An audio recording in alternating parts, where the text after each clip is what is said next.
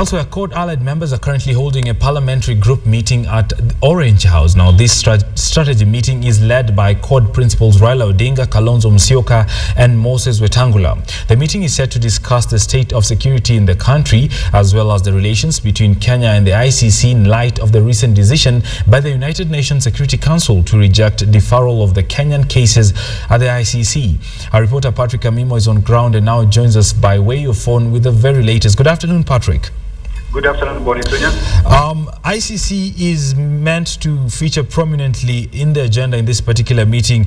Do you know of specifics in regard to what exactly they will be wanting to make a decision on?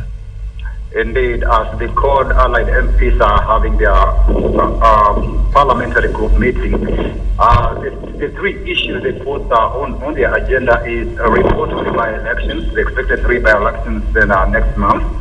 There's also they are discussing coalition legislative agenda and the security situation in the country.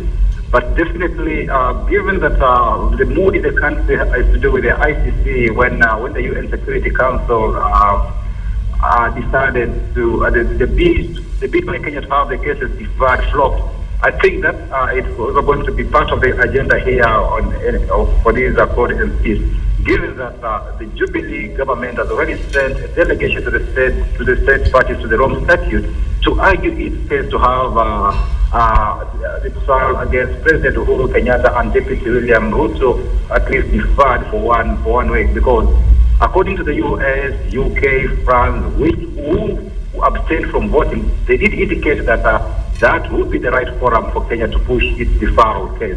So I think that matter might also see members of Parliament allied to CORD at this particular meeting in Orange House. Patrick, we've seen an increase in the frequency of such meetings coming from CORD, and bearing in mind that they are disadvantaged in terms of numbers in Parliament. Is this a new strategy going forward? Indeed, probably, given that some of the reported rates that could be happening in the Jubilee alarm, given the last week's altercation where we had the Senator Charles Kepera accusing some officials in government having fixed the deputy president with regard to the ICC trial. I think CORD is looking at this as something that might give them an advantage, maybe to also make their presence felt in Parliament. And this thing, as it is, it could divide the Jubilee coalition, and probably the support they've been enjoying with regard to the tyranny of numbers. Maybe CORD thinks it could take advantage of that and push its agenda. That's why over the weekend we had the deputy president telling CORD not to teach on these or the assumed party differences within the Jubilee coalition.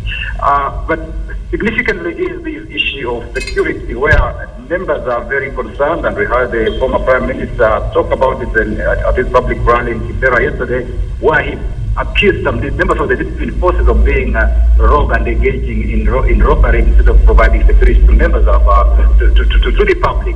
So this is the issue of insecurity in the country will top the agenda at this particular Orange House meeting.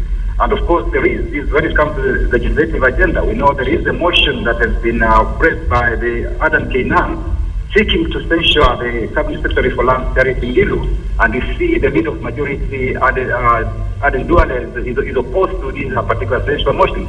So CORD will be, expect them to be strategizing on how this motion will come to the floor of the House and see whether they can win support from the Jubilee, given that when they are debating the conduct of the Cabinet Secretary, it was a motion that was supported majorly by the Jubilee allied MPs who were in support and felt that Ngilu had overstepped some of her mandate.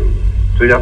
All right, Patrick Amimo, many thanks for that update. Of course, we'll be coming to you for a subsequent look at what exactly the CORD top leadership will have decided going forward, and that will affect their participation in the Parliament.